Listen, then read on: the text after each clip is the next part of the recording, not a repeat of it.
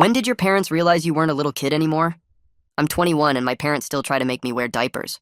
But I'm not the only one. You see, mom and dad have never been able to accept that their kids have grown up. So every weekend, they make us do family bonding time, where every adult child spends their Saturday and Sunday acting like a baby again. We literally wear diapers, drink from bottles, sleep in modified cribs. My brother Lawrence is 27 and still does it. My sister Maya is 24 and by now acts like it's normal.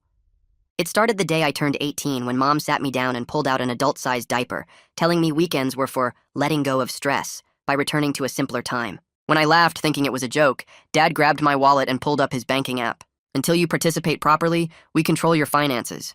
Why do you think we were the ones to set the accounts up? They'd already done it to Lawrence and Maya, even got power of attorney when they turned 18 by mixing it in with college paperwork. They legally controlled their whole lives. So every Friday at 6 p.m., my siblings would change into oversized onesies and pretend to be toddlers until Monday morning. The first time Maya tried to refuse, Dad drained her account and called her employers with concerns about their mental stability. By 19, I was trapped too. My college tuition was held hostage, and my health insurance used as leverage. So every weekend, I sat in our living room in a diaper while Mom spoon-fed us mashed apples and Dad read us picture books. Lawrence would suck his thumb because Mom gave him extra privileges, access to his own checking account, if he was authentic. Maya had completely dissociated, talking in a baby voice even during the week sometimes. The worst part was the photos. Mom documented everything. She'd pull out her Polaroid throughout the day, and over the years made hundreds of albums labeled My Babies, with pictures of us as adults in diapers, being bottle-fed, having our faces wiped. She made backups on clouds we didn't know passwords to, and threatened to send them to our employers and friends if we ever tried to leave. The breaking point came last Thanksgiving. My girlfriend Maria didn't know about any of this. I'd kept her away from my family for 2 years, making excuses about why she couldn't visit. But then, she surprised me. She showed up at the house Friday evening with flowers for my mom. I peered through the peephole, and when I saw Maria smiling at me, I froze. I was in a literal diaper. I couldn't answer the door. I started quietly tiptoeing walk from the door, hoping no one would notice. But my mom appeared behind me, twisting the handle and opening the door. Maria's face went from excited to horrified the second she saw me, her 21-year-old boyfriend wearing Pampers. Even worse behind me, Lawrence, a 27-year-old balding man with a beard, was in a high chair meant for an actual baby, while Dad fed him mashed potatoes. Maya, who sat next to my girlfriend in AP history back in high school, was on the floor in Hello Kitty pajamas, playing with toy cars and drinking out of a baby milk bottle. "What the duck?" Maria whispered. Mom, however, was all smiles. She had no shame about the tradition. "You must be Maria," she squealed. "Perfect timing. We have an extra outfit for you." Maria's jaw dropped. "Mom, no," I went to protest. "Either she participates or she leaves forever," Dad cut me off, holding up his phone with all the photo albums displayed. "And I'll send these to your entire social circle." Maria was backing away, her own phone out filming us. "This is insane. You're all insane." "Get her phone!" Mom suddenly screamed. "She can't have evidence!" Just as she lunged for Maria, Lawrence snapped. 27 years old, sitting in a high chair in a bib, and he just started screaming. "I hate you! I hate this! I'm almost 30 years old!" He ripped his bib off. That's when Dad slapped him. Hard. "You're nothing without us. Check your bank account." But Lawrence wasn't having it. He slapped my dad back even harder. Dad stumbled to the floor. All of a sudden, Maya was rocking back and forth. "I want to leave." Mom had started panicking, trying to decide whether to rush to her bleeding husband, her 3 grown children defying her, or Maria, who was actively calling 911. She chose the latter. She grabbed a nearby fork and lunged for Maria. I didn't even think. I acted on instinct and tackled my own mother. I pinned her to the floor and restrained her arms, holding her while she kept screaming and spitting in my face. Dad was on the floor trying to grab his phone to send the photos out. But Lawrence had grabbed his wrist and was now standing on it. Maya just kept rocking and crying. By the time Maria called 911, the house looked like chaos, glasses and plates shattered, Mom and Dad bleeding, and all of us now dressed like adults. However, this was the worst thing that could have happened, because when the cops arrived, all they saw was 3 manic-looking adult children and their elderly parents lying in pools of their own blood. "They're criminals!" Mom screamed at the cops the minute they arrived. "They assaulted us!" We couldn't even defend ourselves, and before we knew it, we were in handcuffs, our mom convincing the officers that Maria was a lunatic too. They put us in separate police cars and drove us to the county jail downtown. The whole ride I kept trying to pull at the waistband of the diaper through my pants, but the handcuffs made it impossible to get any leverage. We got processed one by one at the intake desk, and I had to stand there while they took my photo and fingerprints, still wearing that thing under my clothes. The booking officer made me empty my pockets, and I had nothing, not even my wallet, because Dad had it at the house. They finally let me change into jail clothes around 2 a.m., and I stuffed the diaper deep in the trash can, hoping nobody would see it. The holding cell smelled like piss and bleach, and the fluorescent lights buzzed so loud I could barely think straight. I sat on the metal bench and put my head in my hands, and the shame felt like it was crushing my chest. Across from me in the men's section, Lawrence was pacing back and forth like a trapped animal, his hands opening and closing into fists. Through the bars separating the men's and women's areas, I could barely see Maya in the corner, rocking back and forth with her arms wrapped around her knees. Every time a guard walked past our cells, I wanted to sink into the concrete floor and disappear. The other people in holding kept staring at us, probably wondering what three normal-looking adults did to get arrested together. Around 3 a.m., a female officer came and called my name. She unlocked the cell and walked me down a hallway to a small interview room with a table and 2 chairs. I sat down, and she left me there for what felt like forever, just staring at the 2-way mirror on the wall. When she came back, she had Maria's phone in one hand and Mom's Polaroid camera in the other, both sealed in clear plastic evidence bags. She set them on the table between us and asked me to explain what happened that night. I started talking, trying to describe the years of weekend rituals and the financial control, but it all sounded crazy coming out of my mouth.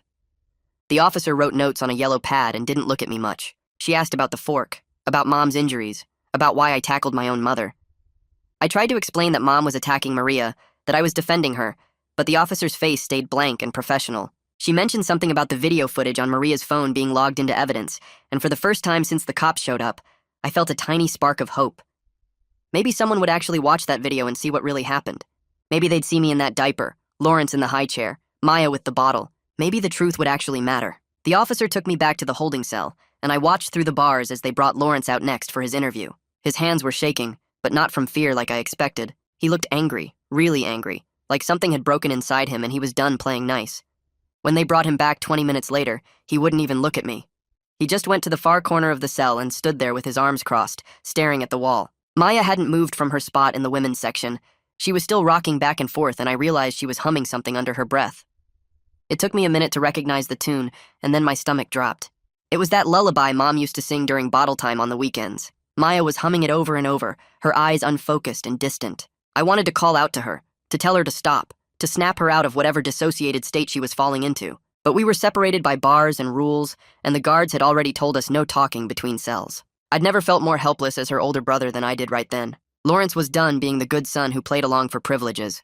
Maya was losing herself to the conditioning, and I was stuck in the middle trying to figure out how we'd survive this. The arraignment happened the next morning in a blur of legal terms I barely understood. They brought us into the courtroom in our jail clothes and sat us at a long table. A tired-looking woman in a suit came over and introduced herself as Vivian Braun, our public defender. She had dark circles under her eyes, but her handshake was firm, and she looked at me like she was already calculating something. The judge came in and everyone stood up, and then we sat back down and the whole thing started moving too fast.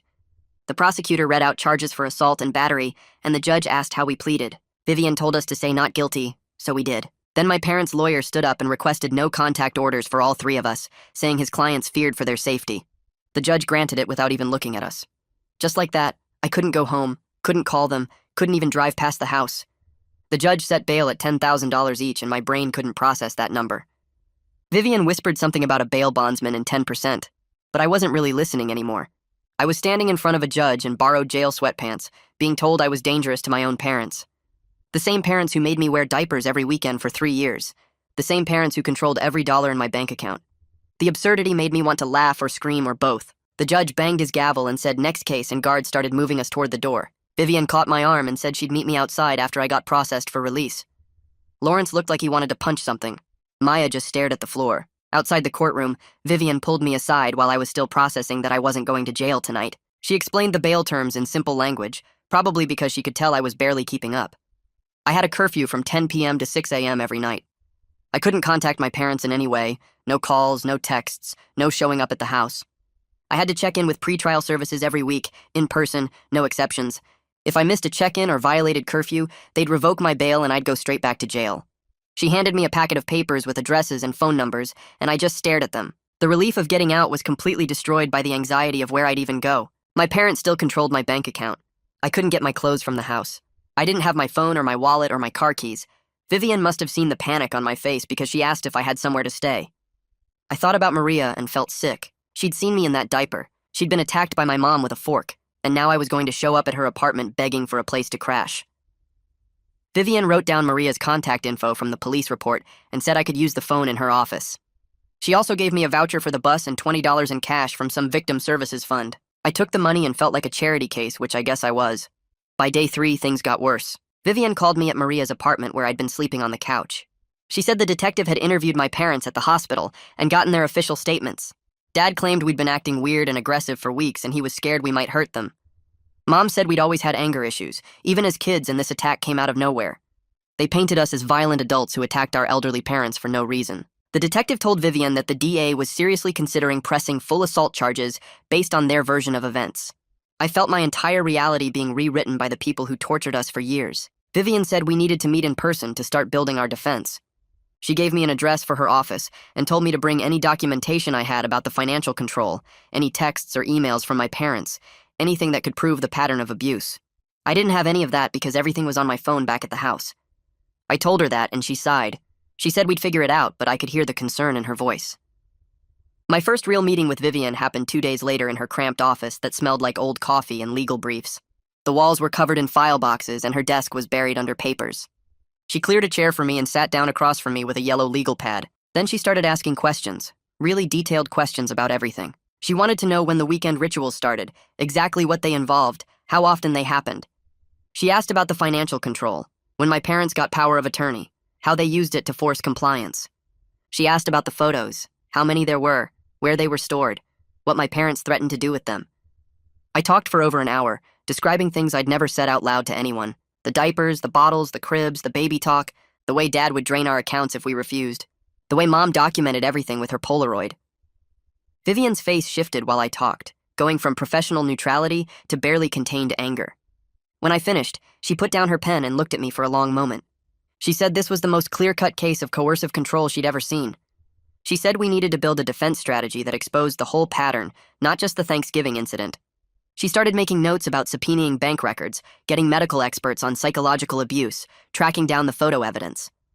For the first time since the arrest, I felt like maybe someone actually believed us. Vivian let me use her office phone to call Maria because mine was still at the house. I dialed her number and she answered on the first ring. Her voice sounded shaky but determined when she said hello. I asked if she was okay and she said yes, but I could hear the lie in it. She said she'd already talked to the police and given her statement about what she saw. She told me she'd cooperate with whatever we needed and testify about everything. Then her voice broke a little and she asked if I was okay. The shame hit me all over again, thinking about her seeing me in that diaper, dragging her into my family's nightmare. I started to apologize and she cut me off. She said she was glad she was there to call for help. She said if she hadn't shown up, who knows how much longer it would have gone on. I didn't know what to say to that. We talked for a few more minutes about practical stuff, about me staying on her couch, about when I'd be back. When I hung up, Vivian was watching me with this thoughtful expression. She said Maria's testimony would be crucial, and having an outside witness with video evidence could make or break our case. Reality hit hard when I left Vivian's office and started trying to figure out my immediate future. Every part of my life was tangled up with court dates and restrictions. I worked part-time at the campus bookstore, and my shift schedule was going to conflict with the weekly pre-trial check-ins. I had to tell my manager I'd been arrested, but I couldn't explain why without getting into the whole mess. I went to the bookstore and asked to speak to my manager privately. She took me to the back office and I told her I was dealing with a legal situation and needed to adjust my schedule. She asked what kind of legal situation, and I said assault charges. Her face changed immediately. She said she'd need to talk to HR about whether I could keep working there with pending charges. The next day, the HR person called me in for a meeting. She'd already talked to my manager and looked uncomfortable when I sat down. She asked about the charges and whether I was a danger to coworkers or customers. I tried to explain that it was a family situation, self-defense, but I could see in her face that my job was probably over. She said they'd need to review their policies and get back to me. I walked out feeling the walls of my life closing in from every direction. Vivian helped me pull my credit report the following week, and we discovered the full extent of the financial trap my parents had built. They were listed on every single account I'd ever opened, from my first checking account at 16 to my current savings account. They were co-signers on my student loans, which meant they could access all that information and make decisions about payments. The power of attorney they'd gotten when I turned 18 gave them legal access to basically everything. Vivian pointed out transactions I'd never authorized, regular transfers from my accounts to theirs labeled as rent and therapy costs. My tuition payment for spring semester was due in 3 weeks, and they controlled the 529 college savings account. My health insurance ran through Dad's work policy, which meant he could cancel it whenever he wanted. I literally could not access my own money without their permission. Vivian made copies of everything and started building a file. She said we needed to document every instance of financial exploitation and control. She also said I needed to open a new bank account in only my name and start the process of separating my finances, but that would take time. Time I didn't have with tuition due and no access to funds.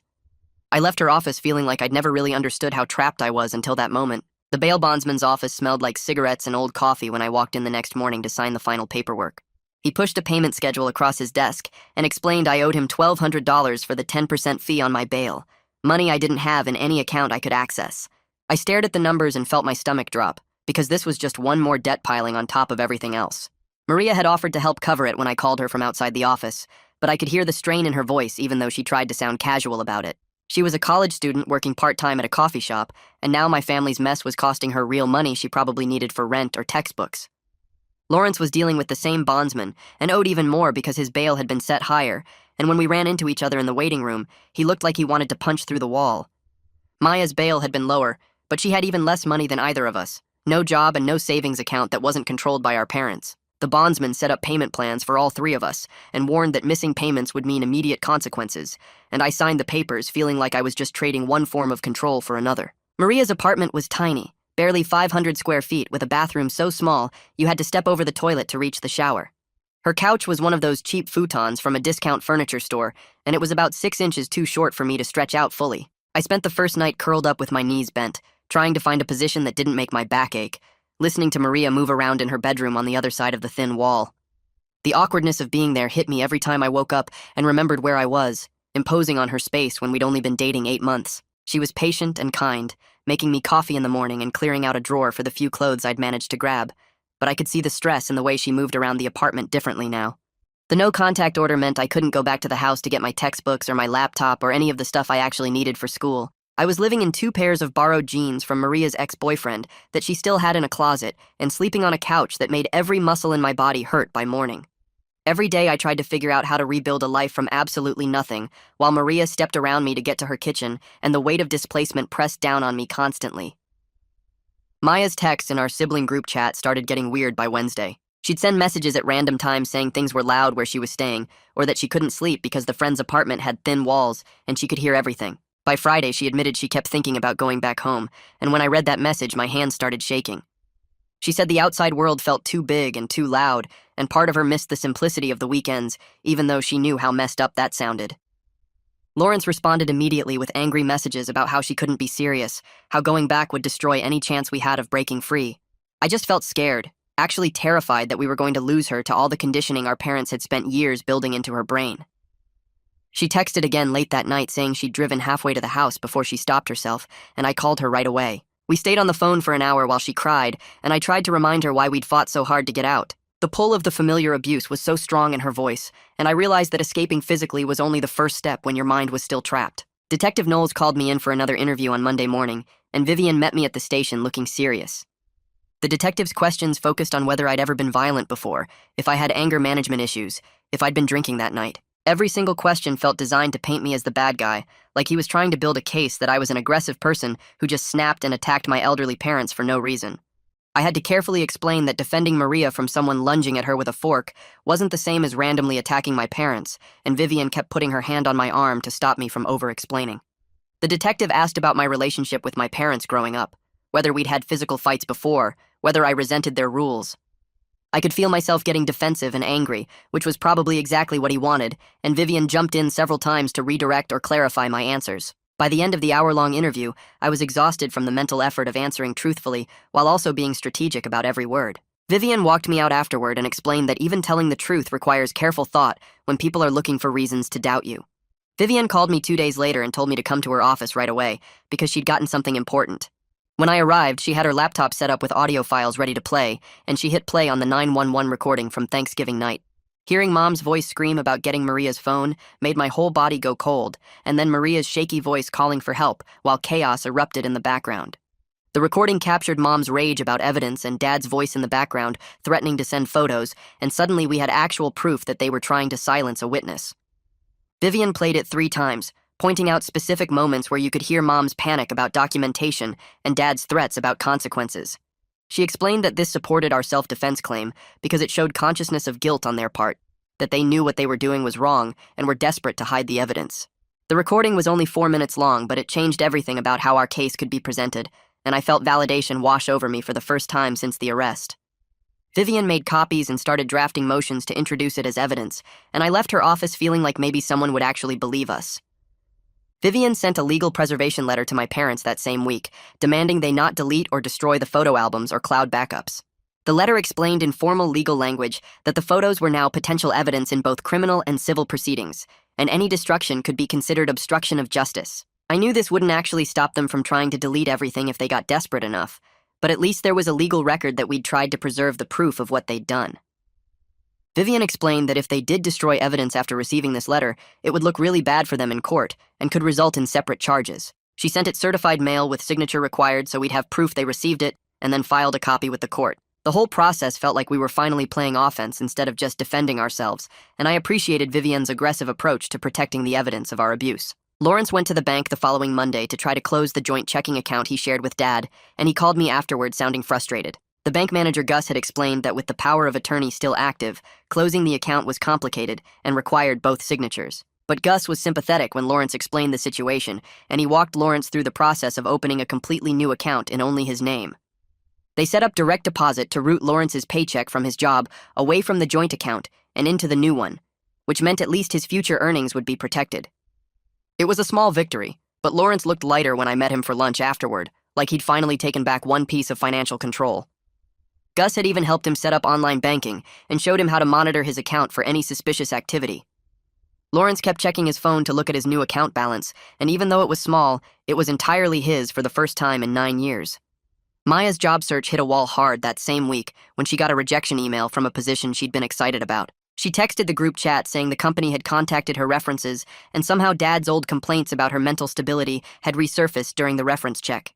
The person from the new company had called her previous employer and come away with the impression that Maya was unreliable and possibly unstable, which killed her chances completely. She was devastated because this was the third job opportunity that had fallen through after reference checks, and the pattern of sabotage our parents had used to keep us dependent was playing out all over again. I could feel her hope crumbling through the text messages, and Lawrence responded with rage about how Dad was still controlling our lives, even with the no-contact order in place. Maya sent another message later saying she didn't know how to escape their reach when they could poison any opportunity she tried to pursue, and I didn't have a good answer for her. Maria met with Vivian the next day to provide the video snippet she'd captured on her phone before Mom lunged at her, and Vivian called me afterward to come watch it. Seeing myself in that diaper on video made me feel physically sick, but at the same time it was validation that this had really happened. You could clearly see me standing there, Lawrence in the high chair, Maya on the floor with the bottle, and you could hear Mom's cheerful voice inviting Maria to participate in the weekend ritual. Vivian explained we needed a formal affidavit from Maria and proper chain of custody documentation to make the video admissible as evidence, but this could be crucial proof of the abuse. Watching it made me want to throw up and cry at the same time, seeing the reality of what we'd been living through displayed on a laptop screen. Maria had managed to capture about 30 seconds before Mom noticed and attacked, and those 30 seconds showed everything we'd been trying to explain. Vivian made copies and started the legal process of entering it into evidence, and I left her office feeling exposed, but also relieved that the truth was finally documented. Detective Knowles scheduled an interview with Maria at the station, and Vivian warned me beforehand that they'd try to discredit her as a biased witness who was just backing up her boyfriend's story. Maria went in alone because I wasn't allowed in the interview room, and I spent 2 hours sitting in the station waiting area watching the clock. I kept imagining them twisting her words or making her doubt what she'd witnessed, and my anxiety got worse with every minute that passed. When Maria finally came out, she looked exhausted but steady, and she told me they'd asked her everything from why she didn't just leave to whether I'd ever been violent with her before. They'd questioned why she called 911 instead of walking away, implying that maybe she'd overreacted to a normal family dispute.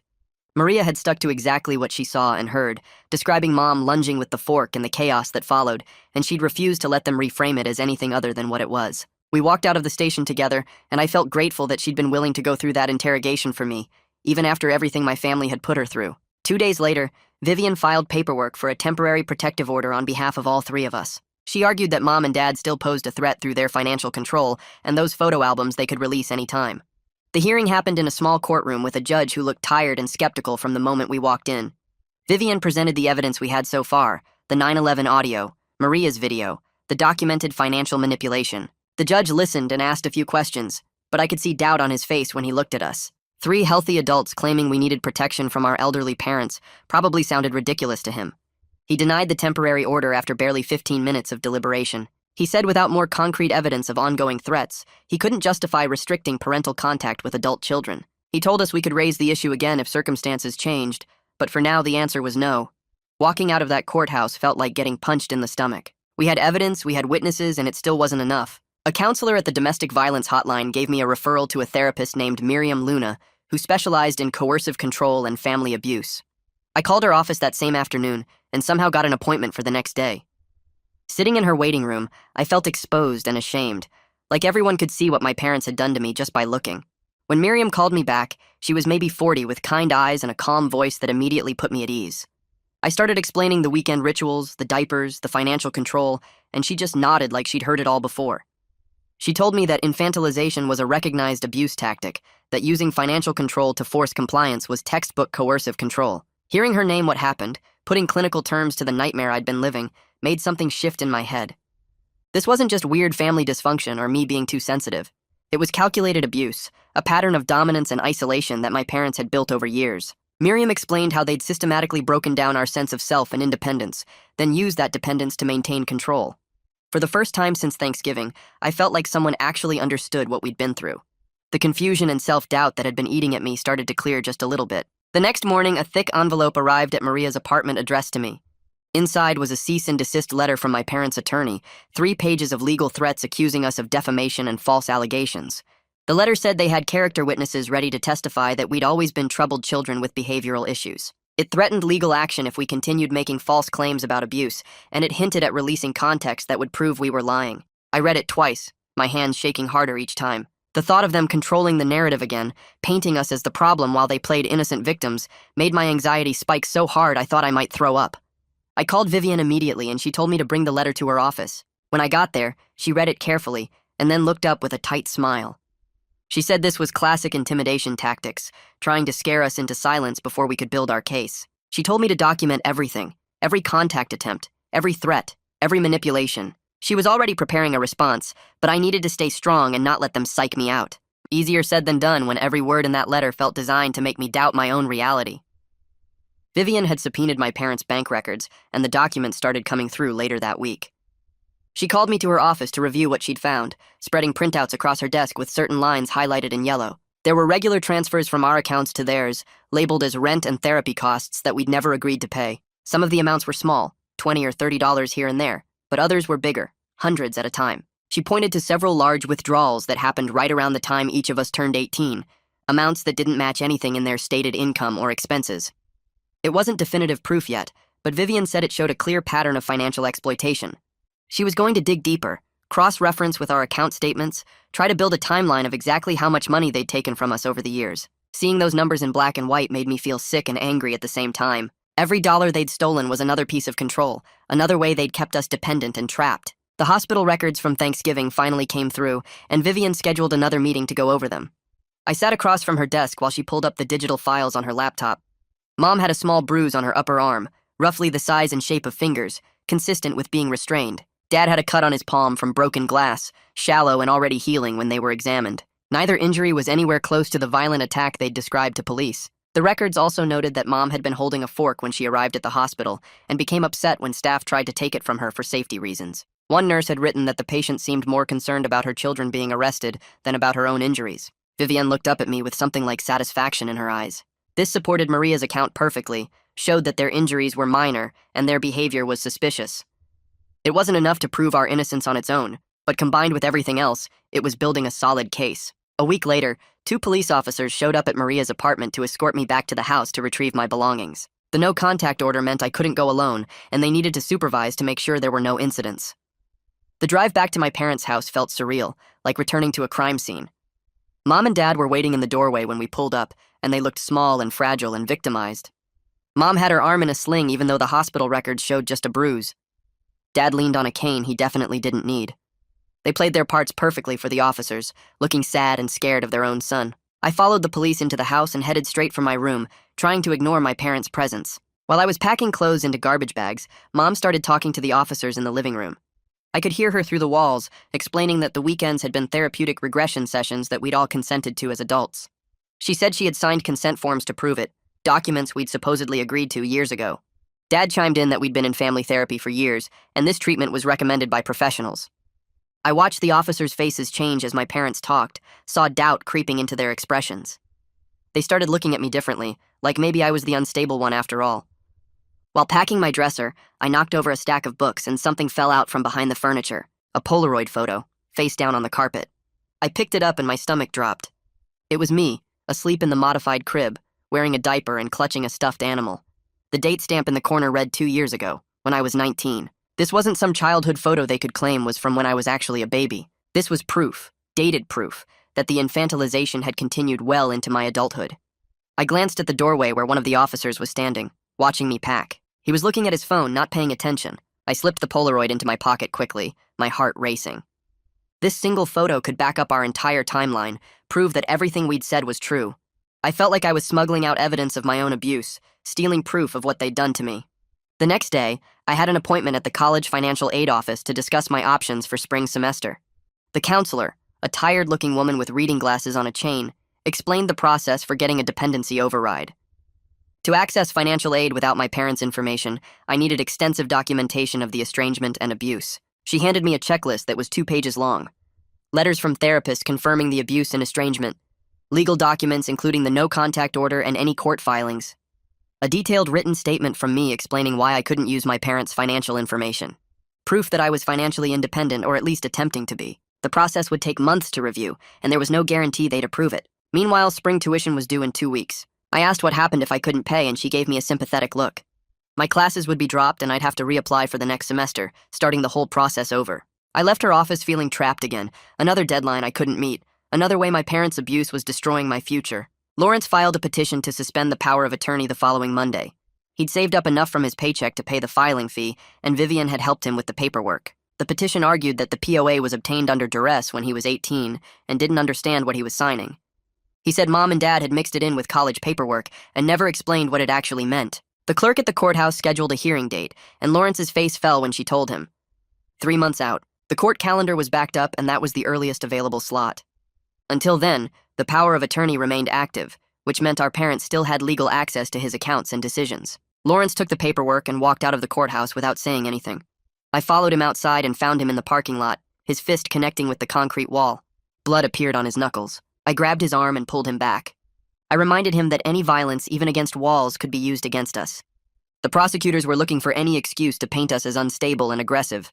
He needed to keep it together. Lawrence looked at me with tears in his eyes and nodded, cradling his injured hand. The following Thursday, I had another appointment with Miriam, and Maya was supposed to have a session right after mine. I arrived early and sat in the waiting room, scrolling through my phone and trying not to think about the tuition deadline. When Maya's appointment time came, I heard raised voices through the door. Maya was talking in that high-pitched baby voice, the one that made my skin crawl because it meant she was spiraling. Then she started crying, loud sobs that carried through the walls.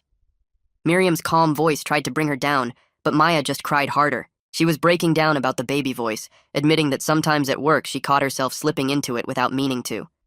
She said she had to consciously correct herself, force her voice back to normal, and she was scared that our parents had permanently damaged her.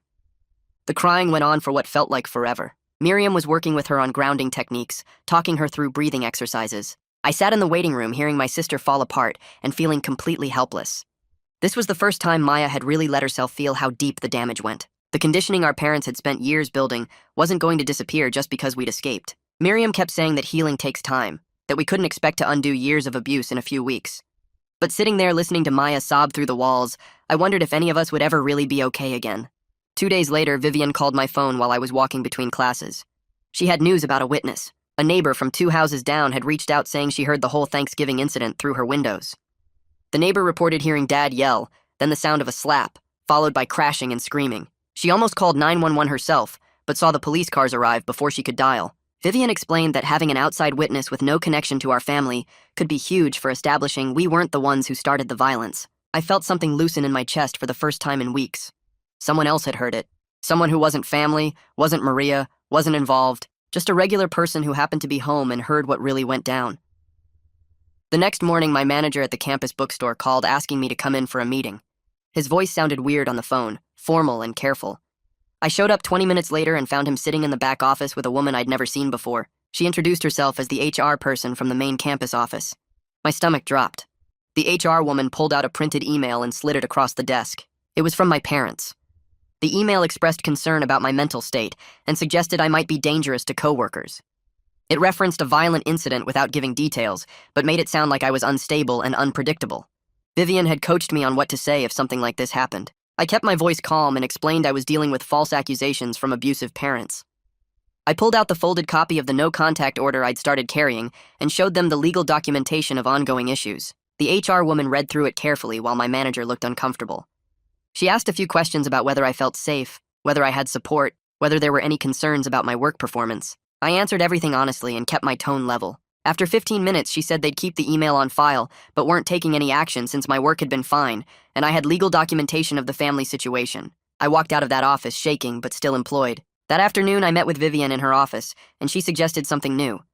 She said I should start keeping a daily journal documenting every interaction, every financial barrier, every attempt by my parents to interfere with my life. She explained that records written at the time events happen are powerful evidence in court. She also said the act of writing helps process trauma by organizing chaos into facts. I bought a notebook on my way back to Maria's apartment and started that same night. I wrote down the HR meeting, the email from my parents, the dates of every court appearance, every time they drained accounts or made threats. I included timestamps and specific details about what was said and who was present. The act of putting it all on paper made the mess in my head start to make sense. For the first time since the arrest, I felt like I had some control over documenting what was happening to us, instead of just reacting to their next move. That night, Maria and I had our first real fight. We were sitting on her couch and she brought up how much I'd hidden from her over the past 2 years. She said she was hurt that I didn't trust her enough to tell her about my family.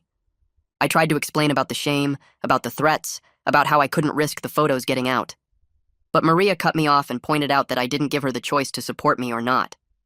She said I made the decision for both of us by keeping her in the dark, and that wasn't fair to her. The argument went back and forth for over an hour.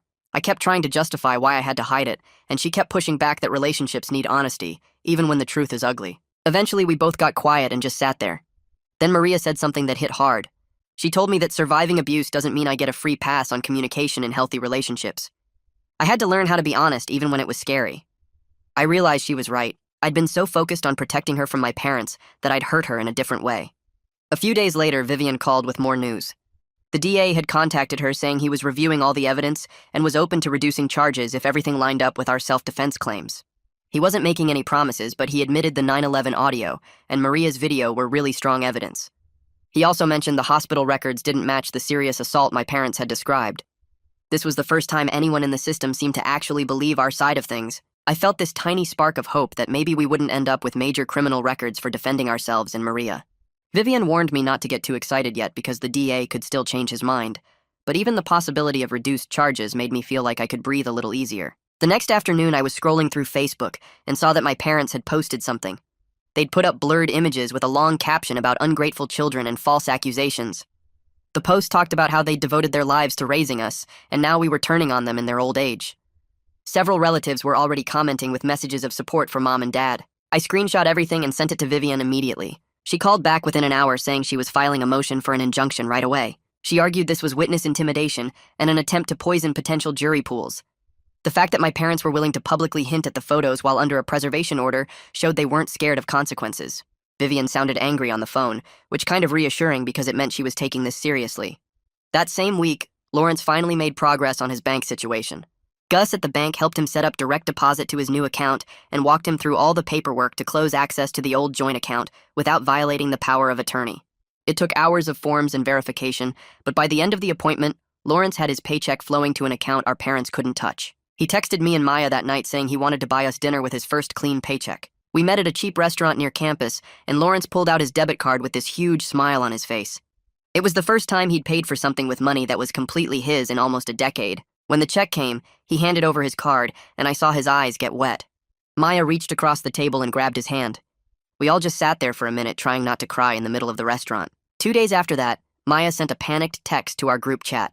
Mom had called her from a relative's phone number Maya didn't recognize. Mom told her how much they missed their baby girl and wanted her to come home. Maya admitted she'd gotten halfway to the house before she stopped herself and turned around. We set up an emergency session with Miriam that same evening. In the session, Miriam helped Maya see how the language Mom used was designed to trigger her conditioning. The phrase baby girl was meant to activate all those years of weekend rituals and make Maya feel like she needed to go back. We spent an hour practicing responses for the next time they tried to contact her. Miriam had Maya repeat out loud that she was an adult, that she had the right to say no, that their love was conditional on control. It was hard to watch Maya struggle to say those things out loud, but she needed to hear herself say them. The following week, Dad sent a mass email to our entire extended family. The email had selected photos attached, some of them blurred but still clearly showing us in the baby outfits and diapers. Dad's message claimed we'd abandoned them in their old age after years of devoted parenting. He made it sound like we were cruel and ungrateful children who'd turned violent for no reason. Within hours, my phone was blowing up with calls and texts from aunts, uncles, and cousins I hadn't talked to in years. Everyone wanted explanations. Some were angry at us, some were confused, some wanted to hear our side. The idea of explaining the whole truth to people who'd just seen those photos made me want to disappear into the floor. I ended up blocking most of my family contacts just to stop the flood of messages. The isolation felt necessary, but it also meant cutting myself off from anyone who might have supported us. A few days later, Vivian called saying Detective Knowles had contacted her with new information. He'd received screenshots of threatening texts that Dad had sent to Maya, warning her about consequences if she didn't drop the charges. The texts came from a number we didn't recognize, but Maya's phone records confirmed she'd received them, and the language matched Dad's patterns exactly. The detective admitted this was changing his view of who the real aggressors were in this situation. He told Vivian he was going back through his initial assumptions about the case and looking at everything with fresh eyes. Vivian said this was a big deal because having the detective on our side, even partially, could influence how the DA proceeded. I felt that cautious hope growing a little stronger, like maybe the truth was finally starting to break through all the lies my parents had built up. 3 weeks later, I sat in the courthouse waiting for the preliminary hearing to start, my leg bouncing so hard the woman next to me gave me a dirty look. Vivian had her briefcase open on her lap, going through papers one more time, while my parents sat across the aisle with their lawyer, Mom dabbing at her eyes with a tissue like she was the victim here. The judge called us into chambers instead of doing it in open court, and we all crammed into his office while he pulled up the evidence files on his computer. He played the 911 audio first, and I watched his face while he listened to Mom screaming about getting Maria's phone and Dad threatening to send the photos. The hospital records came next, showing the minor injuries that didn't match the violent attack story my parents told, and then Maria's video played on the screen. Seeing myself in that diaper again, even on a small monitor, made my stomach turn, but the judge's expression shifted from neutral to something like disgust. He asked both lawyers questions for what felt like hours, going back and forth about self-defense versus assault, about whether the evidence supported the charges as filed. My parents' lawyer kept trying to paint us as dangerous adults with anger issues, but Vivian countered every point with the documented abuse and coercive control. Finally, the judge leaned back in his chair and said he was downgrading the charges from assault to a lesser charge of disturbing the peace pending the full investigation. Walking out of that courthouse, I could breathe a little easier for the first time in weeks, but Vivian put her hand on my arm in the parking lot and reminded me this wasn't over. We still had to prepare for trial or plea negotiations, still had to deal with the criminal charges even if they were reduced, still had my parents fighting us every step of the way. The following week brought the civil injunction hearing about the photos, and this judge was a woman who seemed to actually understand what coercive control meant. She reviewed samples of the Polaroids in chambers, her face getting tighter with each image she looked at, and Vivian walked her through the timeline of how the infantilization started when we turned 18. My parents' lawyer tried to argue that we'd consented to the therapeutic regression sessions, that we were adults who participated willingly, but the judge cut him off and asked where the actual consent forms were. When he couldn't produce any real documentation, just some vague notes from a therapist we'd seen as teenagers, the judge's skepticism was obvious. She asked pointed questions about why my parents felt the need to threaten us with photo distribution if everything was consensual, why they'd mixed power of attorney documents into college paperwork without explanation. After about an hour of back and forth, she granted a temporary injunction prohibiting my parents from sharing, posting, or distributing any of the images pending the outcome of the criminal proceedings. It was a relief to have that order in place, but I didn't trust that a piece of paper would actually stop them if they got desperate enough. Mom's face as we left the courtroom told me she was already planning ways around it. I picked up a part-time gig doing evening inventory at a warehouse across town, filling out the application with my new address at Maria's place and putting down my fresh bank account number for direct deposit. The hiring manager barely glanced at my background check, just needed bodies to count boxes and scan barcodes from 6 p.m. to midnight 5 days a week. The work was mind-numbing and my feet ached after the first shift, but when that first paycheck hit my account 2 weeks later, I stared at the notification on my phone for a full minute. $147 that my parents couldn't touch, couldn't drain, couldn't use as leverage against me. It wasn't much, but it was mine, earned by my own work, and deposited into an account only I controlled. I was working nights and going to court during the day and barely sleeping, running on coffee and stress, but at least I was building something that belonged to me. The warehouse guys didn't ask questions about why I looked exhausted or why I sometimes zoned out while scanning inventory. They just showed me what to do and left me alone, which was exactly what I needed. Maya started going to therapy with Miriam every week, scheduling sessions for Tuesday evenings after her shift at the grocery store ended. Miriam had her working on voice exercises, practicing speaking in her natural adult register instead of the high-pitched baby voice that had become her default. Maya would record herself reading out loud from news articles or books, then play it back to catch when she slipped into the higher pitch without realizing it. She sent me and Lawrence audio clips sometimes, asking us to tell her if we heard the baby voice creeping in, and it was painful to listen to her struggle with something that should be automatic. Slowly, she was building awareness of what triggered the voice changes, noticing that it happened when she was anxious or when someone in authority spoke to her. Miriam taught her grounding techniques to use in those moments, ways to center herself and choose her adult voice consciously. It was hard to watch my sister have to learn how to sound like herself, to see her fighting against programming that our parents had spent years building into her brain, but she was determined to break it, showing up to every session even when she was exhausted, practicing the exercises even when it made her cry. Lawrence moved out of the friend's couch he'd been crashing on and into a sublet apartment in a rough part of town, the kind of neighborhood where you heard sirens at night and didn't make eye contact with people on the street. He sold some of his stuff on Facebook Marketplace to cover the deposit and first month's rent, getting rid of his gaming console and some collectibles he'd had since high school. The apartment was a studio with water-stained ceiling tiles and a kitchenette that barely functioned, but it had a door that locked and a lease with only his name on it. When I offered to help him move his boxes, he told me he had it handled, his voice sharp enough that I backed off. He was isolated and angry, refusing to accept help from me or Maya because he said he needed to do everything himself. I worried about him being alone with all that rage, texting him every few days to check in and usually getting one-word responses. He told Maya he needed space to figure out who he was without our parents' control or our sibling dynamic making everything complicated. I understood it, but it still hurt to feel him pulling away from us. My parents hired a new attorney, someone younger and more aggressive than their first lawyer, and within days he started sending emails to our extended family members. The emails were polished and media-savvy, painting my parents as elderly victims of adult children who couldn't handle normal parental boundaries and expectations. They included carefully edited quotes from family therapy sessions we'd attended as teenagers, making it sound like we'd always had behavioral problems and anger issues. Aunt Linda forwarded me one of the emails asking for my side of the story, and reading through the twisted version of our lives made me want to throw my phone across the room. The emails talked about how devoted my parents had been, how they'd sacrificed everything for their children, how heartbroken they were by our false accusations. Several other relatives sent similar messages, some angry at us for abandoning our parents, some confused and wanting explanations. The exhaustion of constantly defending reality against my parents' spin was wearing me down, and I found myself just blocking numbers instead of trying to explain.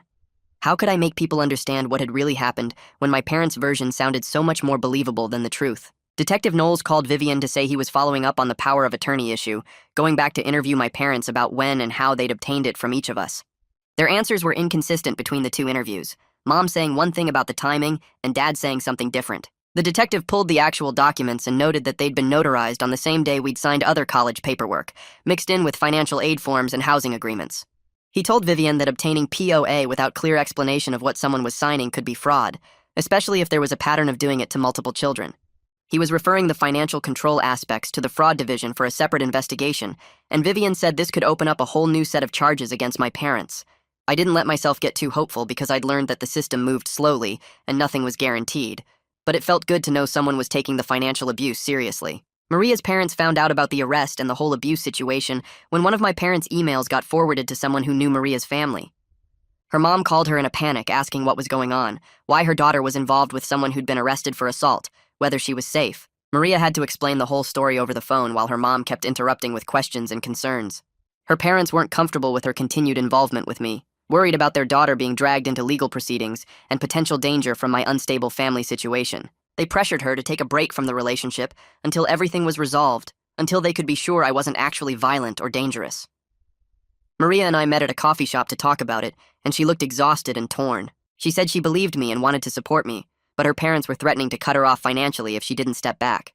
We agreed to a temporary cooling-off period, no contact for at least a month while the legal stuff sorted itself out. Losing her daily support felt like another piece of my stability crumbling away, and I walked back to my warehouse shift that night feeling more alone than I had since the arrest. The DA called Vivian a few days later with a plea offer, his voice neutral as he laid out the terms. I could plead no contest to a misdemeanor charge of disturbing the peace, complete anger management classes, and 100 hours of community service, and maintain the no-contact order with my parents for a year. Vivian explained over the phone that this would mean no jail time, and the charge could potentially be expunged from my record later. but I'd have to accept some responsibility for the incident. The practical side of me knew this was a good deal, that going to trial was risky and expensive and could end with a worse outcome. But the principle of admitting fault when I'd been defending Maria from a fork attack made me so angry I had to put the phone down for a minute. Vivian gave me time to think about it, said I should talk to my siblings before deciding, reminded me that the goal was to get through this with minimal damage to my future. I hung up and stared at the wall of my tiny room at Maria's apartment, trying to figure out if taking this deal meant letting my parents win. We met at a diner on neutral ground to discuss the plea offer, the three of us sliding into a booth in the back corner away from other customers. I laid out the terms while picking at a plate of fries I didn't really want, and the conversation got heated fast because we all had different priorities. I was leaning toward taking the deal because I couldn't risk jail time when I was barely holding my life together financially, when I had the warehouse job and court fees to pay and no safety net. Maya was terrified of testifying in open court, where she'd have to talk about the baby voice and the diapers in front of strangers, and she wanted it over as quickly as possible. But Lawrence was absolutely refusing to accept any deal that made him admit wrongdoing, his face getting red as he talked about needing his day in court. He wanted to expose everything our parents had done in a public trial, wanted the abuse on official record even if it meant risking a worse outcome. He said he'd spent 27 years being risk-averse and compliant, and look where it got him, and at least this way, someone would hear the truth. Maya started crying into her napkin, and I felt caught between wanting to protect her and understanding Lawrence's need for vindication. Our different approaches to survival were creating fractures between us, and I realized we might not all make it through this as a united front. I walked out of that diner knowing what I had to do. The warehouse job barely covered my rent, and the court fees were piling up. I couldn't risk a trial that might end with jail time. Maya called me that night and said she was taking the deal too. She couldn't handle the idea of testifying in open court, having to explain the baby voice and the diapers to strangers. Lawrence sent a group text saying he respected our choices, but he was going to trial no matter what. Vivian warned him 3 separate times that this was risky, that juries were hard to predict, that he might end up with worse consequences than us. But Lawrence kept saying he'd spent 27 years being careful, and it got him nowhere. He wanted the truth on public record even if it cost him. The plea hearing happened on a gray Tuesday morning in a courtroom that smelled like old wood and stress. Maya and I stood before the judge while Vivian explained the terms of our no contest pleas. I had to say out loud that I understood I was pleading to disturbing the peace, that I'd complete anger management classes and 100 hours of community service, that I'd maintain the no contact order with my parents for at least a year. My parents sat 3 rows back and I could feel their eyes on me the whole time. When I glanced over my shoulder, Mom was actually smiling. Dad looked smug, like this was exactly what he wanted. The judge asked if I understood the consequences, and I said yes, even though my throat felt tight. She outlined the conditions, the classes, the community service hours, the criminal record I'd now carry. Maya went through the same process, her voice barely above a whisper. We walked out of the courthouse together, and neither of us could figure out if we should feel relieved or defeated. I had avoided jail, but I'd also just admitted fault for defending Maria from a fork attack. 2 weeks later, the formal sentencing hearing hit me harder than expected. The judge read off the financial penalties and my stomach dropped. Court fees, processing fees, administrative costs, program fees. It all added up to almost $2,000. I didn't have $2,000. I barely had $200. The clerk explained I could set up a payment plan, $50 a month until it was paid off, $50 a month for 3 years. The community service hours had to be completed on weekends, which was when I worked my warehouse shifts. I'd have to ask my manager to cut my hours, which meant less money, which meant the payment plan would be even harder. Every part of the system seemed built for people who had savings accounts and flexible jobs and family support. I had none of those things. Maya was in the same situation, trying to figure out how to pay fines while working part-time at a coffee shop. We sat on the courthouse steps after and just stared at the traffic going by. The injunction violation happened fast.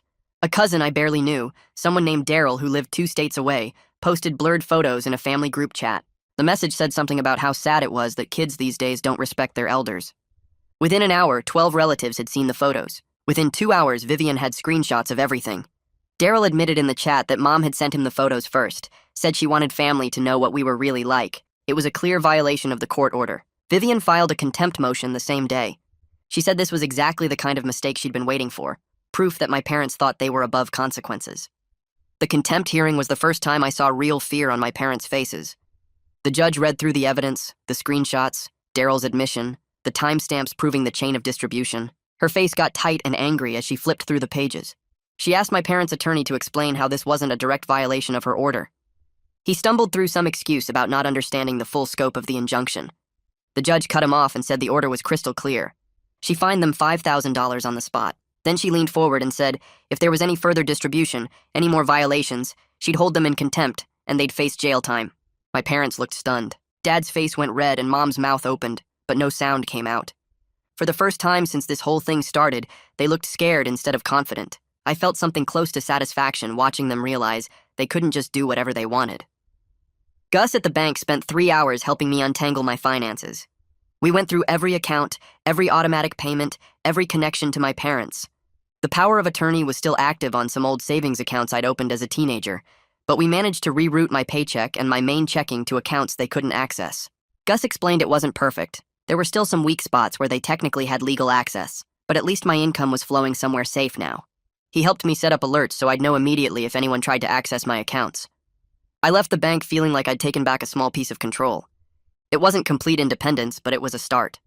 The financial aid office called me in for a meeting about my dependency override appeal. The counselor pulled up my file and explained they were granting partial approval.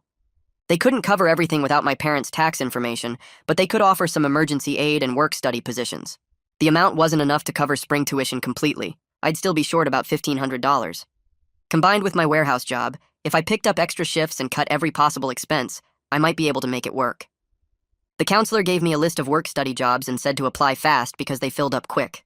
I walked out with a folder full of forms and a tight feeling in my chest that was half hope and half panic. Therapy with Miriam became the one steady thing in my week.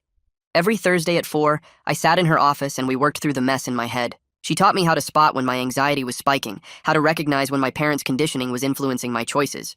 We practiced safety planning, what to do if they showed up at my work or apartment. She helped me see patterns I'd been living with for so long I thought they were normal. Like how I'd automatically defer to authority figures because I'd been trained to obey without question.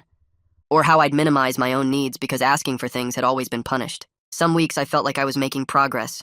Other weeks I felt like I was sliding backward, falling into old patterns of thinking I deserved what happened. But Miriam kept saying recovery wasn't a straight line, and having someone who actually understood coercive control made me feel less alone. Lawrence's trial stretched over 3 days, and I sat in the gallery for all of it. The DA presented the physical evidence, the hospital records, the photos of Dad's injuries. Vivian put Maria on the stand, and she described what she saw that night. Mom lunging with the fork, Lawrence in the high chair. The jury looked uncomfortable when they saw the photos of us in diapers. A few of them were crying by the time Miriam testified about coercive control and financial abuse. But the judge had limited what evidence could be presented about the years of infantilization. He said the trial was about the Thanksgiving incident, not our whole childhood. On the 3rd day, the jury came back with a split verdict. They dismissed one count entirely, but they found Lawrence guilty of battery for slapping Dad. The judge gave him probation and community service, no jail time. Lawrence stood there with his jaw tight, and I could see he was both relieved and bitter. After, he said it was worth it just to have everything on public record, to have a jury hear what our parents did, even if they still convicted him. My parents filed a defamation lawsuit 2 weeks after Lawrence's trial. The complaint was vague, claiming we'd damaged their reputation with false statements. It demanded money for emotional distress and harm to their standing in the community. Vivian read it and immediately sent a response threatening to countersue and subpoena all their records, every bank statement, every email, every photo album. She said if they wanted to go to discovery, we'd expose everything they'd ever done. Their attorney withdrew the lawsuit 3 days later without prejudice, which meant they could refile but probably wouldn't. Vivian explained it cost us about $800 in legal fees just to respond to their filing. She said they were getting desperate, making sloppy moves, and that was actually a good sign. It meant they were running out of options. 6 weeks after the lawsuit got dropped, Maria sent me a text asking if we could talk. My hands shook reading it because I'd convinced myself she was gone for good. We met at a coffee shop near her campus, and she looked tired but steady. She said she needed time to process everything and figure out what she could handle. I told her I understood and wouldn't blame her if she walked away completely. She shook her head and said she wanted to try again, but with real boundaries this time. I had to commit to therapy and keep her in the loop about legal stuff without dumping every detail on her. She needed to know I was working on myself and not just surviving crisis to crisis. I agreed immediately because having her back in any capacity felt like oxygen. We sat there for 2 hours talking through what went wrong and what we both needed going forward. It wasn't like before. There was careful distance now, scar tissue in the relationship that might never fully heal. But she was willing to try to. That was more than I deserved. Maya texted me at 2 a.m. 3 days later, and my phone buzzing woke me up on Maria's couch. The message just said she almost called Mom and didn't know what to do. I called her immediately and she was crying, so hard I could barely understand her. She'd had a nightmare about being back in the house and woke up with Mom's lullaby stuck in her head. Her finger was hovering over Mom's contact, and she'd been staring at it for 20 minutes. I talked her through the coping script Miriam had taught us. Name 5 things you can see right now, 4 things you can touch, 3 things you can hear. She went through it twice while I stayed on the line. Her breathing slowly evened out and she said the urge was passing. I stayed on the phone with her until almost 4 a.m., just talking about nothing important. The next day in therapy, she told Miriam about it and broke down again. Miriam said the pull toward familiar abuse is one of the hardest parts of recovery. Your brain gets wired to associate the abuse with safety, because it's what you know. Recovery isn't a straight line, and having setbacks doesn't mean you're failing. Lawrence texted suggesting the three of us meet up to talk about next steps now that the immediate legal crisis was settling. We picked a diner halfway between all our places and ordered coffee we barely touched. Lawrence said he needed space from both of us for a while to figure out who he was outside of our family dynamic. Maya admitted she was struggling just to get through each day and couldn't handle much sibling interaction. I understood because I was barely holding my own life together. We agreed to stay in touch through email for practical stuff like legal updates or financial issues, but no regular hangouts or check-ins for now. It hurt to say out loud that our parents' abuse had fractured us as siblings too. We were all dealing with the trauma differently and needed room to heal separately. Lawrence picked up the check and we hugged in the parking lot. It felt like goodbye even though we'd still be in contact. Walking back to my car, I felt the weight of how much we'd all lost beyond just our parents. I found a room in a shared house through a roommate listing site and moved in with 2 boxes of belongings and a sleeping bag. The room was barely big enough for a twin bed and a small dresser. The house was old with creaky floors and a bathroom shared between 4 people, but the door had a lock that only I had the key to. That first night, I lay in bed staring at the ceiling and feeling the space around me. Nobody could come in without my permission. Nobody could tell me what to wear or how to act or when to sleep. The freedom was huge and terrifying at the same time. I'd never lived alone before, never had a space that was truly mine. The independence felt good, but the isolation pressed down on my chest. I could hear my housemates moving around downstairs, and I felt completely disconnected from normal life. This was what I'd wanted for years, but now that I had it, I didn't know what to do with it. My parents stayed quiet for almost 3 weeks, and I started to relax a little. Then a card showed up in my mailbox with no return address. Inside was a holiday card with a photo of them looking old and sad on the front porch. The message inside said family is forever, and they were praying we'd come home to talk things through. All was forgiven if we just reached out. I held that card and felt the guilt twist in my stomach. They looked so small and hurt in the photo. Part of me wanted to believe they'd actually changed and realized what they'd done. I brought the card to my next therapy session and showed it to Miriam. She pointed out the language carefully. All was forgiven implied we'd done something wrong that needed forgiving. They were positioning themselves as the victims offering grace. It was another control tactic disguised as reconciliation. She helped me see that real change would involve them taking responsibility, not offering to forgive us for defending ourselves. In therapy, I started working on naming the specific cycles of control and identifying what I actually wanted for my future. Miriam helped me see that recovery wasn't just about getting away from my parents. It was about building a life based on my own values and choices instead of their programming. She asked me what I wanted and I realized I didn't know. I'd spent so long just trying to survive that I'd never thought about what I actually wanted. We started making lists of things I liked versus things I'd been told to like. Foods I enjoyed versus foods Mom always served. Activities that made me feel good versus activities that were part of the weekend rituals. It was weird and disorienting to realize how much of my identity had been shaped by their control. Even basic preferences felt uncertain because I'd never been allowed to develop them naturally. I spent a whole weekend organizing every legal document, court order, and therapy record into folders and binders. Everything had a label and a place. Vivian's business card went in the front pocket. Copies of the no-contact order in a plastic sleeve. Community service completion forms ready to fill out. I sent out job applications to 6 different places that offered better hours and actual benefits. The campus bookstore had let me go after the arrest, so I needed something more stable. I logged into the financial aid portal and started planning next semester with the grants I'd been approved for. These small practical steps felt significant, even though they were boring. I was building a foundation piece by piece. A file system, a job search, a plan for school, things that normal people did without thinking about it but felt huge to me. Walking past a baby store window one afternoon triggered a wave of nausea so strong I had to stop and lean against a parking meter. The display had cribs and high chairs and changing tables. My vision blurred and I couldn't breathe right. I used the grounding techniques Miriam taught me. 5 things I could see: the parking meter, a red car, a stop sign, someone's dog, a crack in the sidewalk. 4 things I could touch: my jacket, my phone, the cold metal, my keys. It took a few minutes, but the panic faded enough that I could keep walking. That same evening, I got an email from Vivian saying once I completed my community service hours and domestic violence classes, the charges would be eligible for dismissal. Not expunged, but dismissed. A huge difference for background checks and job applications. I sat on my bed in my tiny room reading that email 3 times. I wasn't healed, I wasn't whole. I still had triggers and panic attacks and bad nights, but I was standing on my own. I had my own room with a lock, my own bank account, my own choices about what to do each day. My parents always said I'd never make it without them, that I was too weak and too damaged. But here I was, still standing, still fighting, still moving forward one small step at a time. That's where we'll wrap things up for today. I'm really thankful you stuck around because it makes sharing these stories worth it. I hope this one made you smile or at least brightened your day a little. Subscribe so we can share more moments like this together.